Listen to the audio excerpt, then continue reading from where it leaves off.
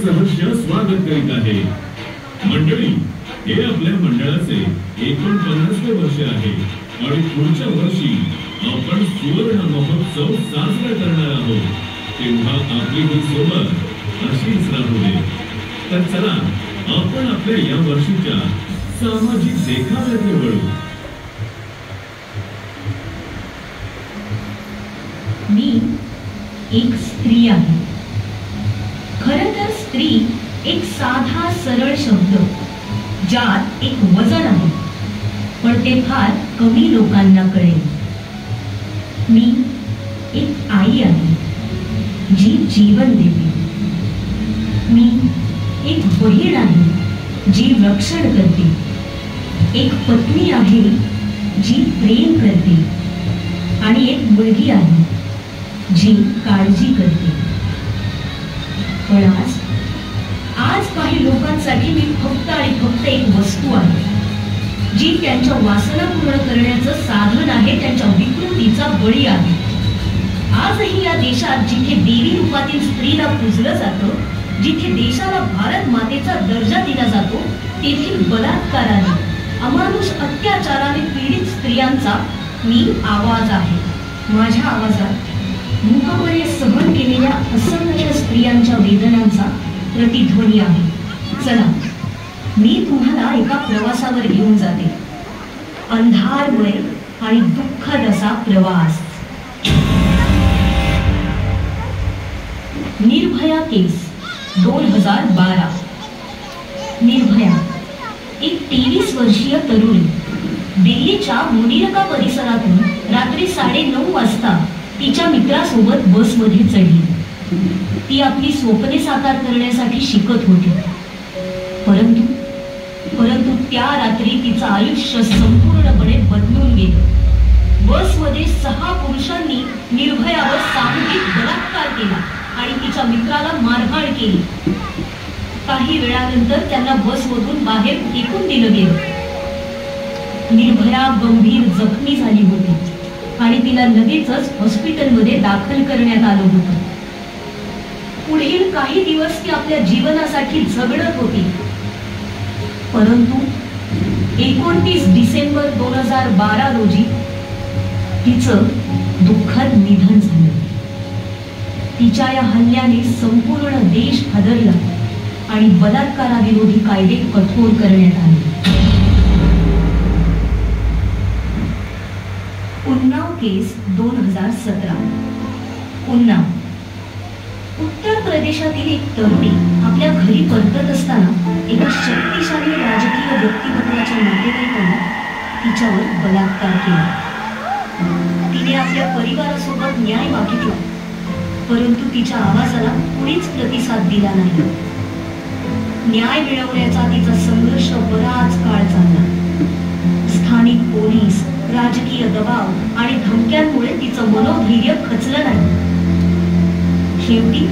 शेवटी तिने कोर्टरूम मध्ये उभा राहून तिच्या अत्याचार्यांना न्यायालयाच्या कठोर कारवाईला सामोरं जाण्याचं आव्हान दिलं। तिच्या धैर्यानं आणि सत्याच्या विजयासाठी लढण्याच्या तिच्या इच्छेनं अनेक लोकांना प्रेरित केलं।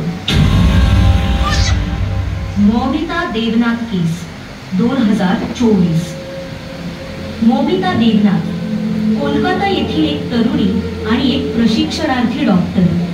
तिच्या नेहमीच्या दिनक्रमानुसार हॉस्पिटलमध्ये ड्युटीवर असताना तिच्यावर त्याच हॉस्पिटलमधील डॉक्टर संजय रॉय आणि त्याच्या साथीदारांनी हल्ला केला। हल्लेखोराने मौमितावर अत्याचार केला आणि तिला क्रूरपणे मारहाण केली। तिला गंभीर अवस्थेत हॉस्पिटलमध्ये दाखल करण्यात आले, परंतु तिच्या प्रकृतीमध्ये सुधारणा झाली नाही आणि तिने आपलं जीवन तिथेच गमावलं। या घटनांमुळे संपूर्ण देश हादरला आणि विशेषतः वैद्यकीय क्षेत्रातील महिलांच्या सुरक्षिततेच्या प्रश्नांवर चर्चा सुरू झाली। हे प्रकरण समाजातील सुरक्षिततेच्या अभावाचं आणखी एक धक्कादायक उदाहरण ठरलं, ज्यामुळे देशभरात संतापाची लाट उसळली। बदलापूर केस 2024। आणि आत्ताच काही दिवसांपूर्वी घडलेली बदलापूरमधील 4 वर्षाच्या चिमुरडीवरील अक्षय शिंदे नामक क्रूर कन्याने अत्याचार केल्याची घटना ही अतिशय घृणास्पद आणि चीड आणणारी आहे. या सर्व घटना भारतीय समाजात स्त्रियांच्या सुरक्षिततेबद्दलच्या समस्यांवर प्रकाश टाकतात आणि त्या निपटण्यासाठी कायदे आणि सामाजिक परिवर्तनाची आवश्यकता अधोरेखित करतात. एक समाज म्हणून आपण असे अत्याचार चालू कसे ठेवू शकतो? फक्त याच घटना नाही, अशा अनेक आहेत आणि ते आपल्या राष्ट्राच्या आत्म्यावरचे व्रण आहे. महिलांप्रती आदर निर्माण करण्यात अपयशी ठरलेल्या समाजाचे ते प्रतिबिंब आहे. ॲनिमल आणि कबीर सिंग सारख्या चित्रपटांना आदर्श मानणाऱ्या लोकांच्या देशात आपण महिलांसाठी सन्मानाची अपेक्षा कशी करू शकतो, ज्यात विषारी पुरुषत्वाचे गौरव केले जाते आणि स्त्रिया केवळ इच्छा आणि मालकीच्या वस्तूंपर्यंत मर्यादित ठेवल्या जातात. तिथे आपल्या मुलांना महिलांचा आदर करून मोठा व्हावा अशी आपण अपेक्षा कशी करू शकतो, जिथे त्यांना स्त्री द्वेषयुक्त दैनंदिन आहार दिला जातो. आम्ही आमच्या मुलांना बळकट व्हायला, जिंकायला शिकवतो, पण आपण त्यांना सहानुभूती, करुणा आणि दुसऱ्या मनुष्याचे पावित्र्य जपणं हे शिकवायला विसरतो. मुलींनी 7च्या आत घरी यावं अशी अपेक्षा आपण ठेवतो, पण आपला मुलगा 7 नंतर घराबाहेर काय करतो, कसं वागतो हे पण आपण पाहिलं पाहिजे.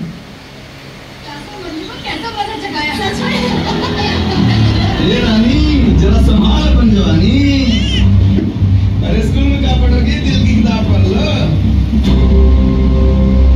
आपण असं जग निर्माण केलंय जिथे पुरुषत्वाची तुलना वर्चस्वाशी केली जाते, जिथे शक्ती नियंत्रणाद्वारे मोजली जाते.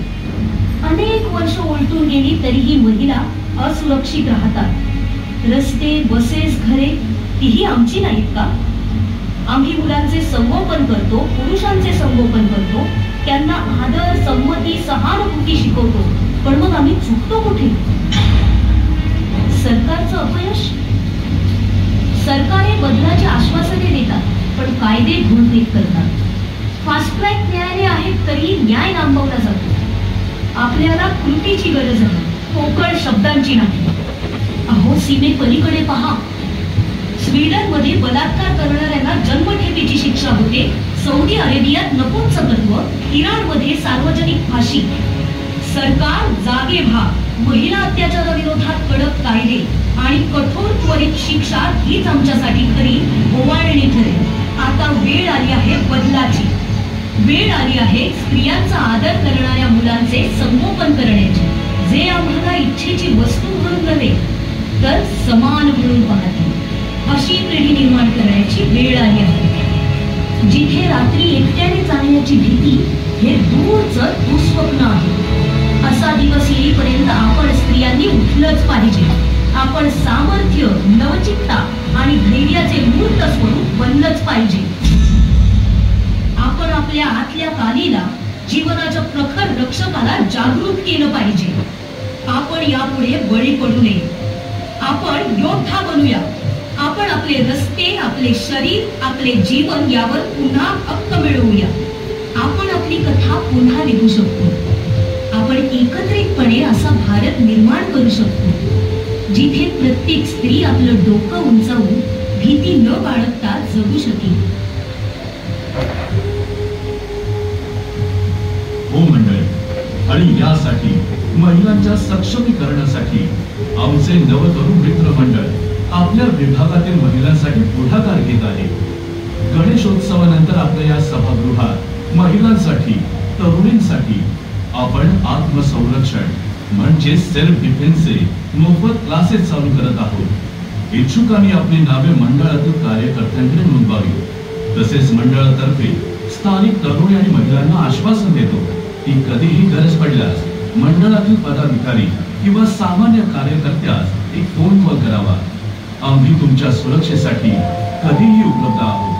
तसेच तुमच्यावर झालेल्या अत्याचाराविरोधात तुमच्या बाजूने कायदेशीररित्या लढण्यास तत्पर आहोत. हे वचन आम्ही आपल्या या श्री गणेशाच्या समोर देत आहोत. बोला गणपती बाप्पा.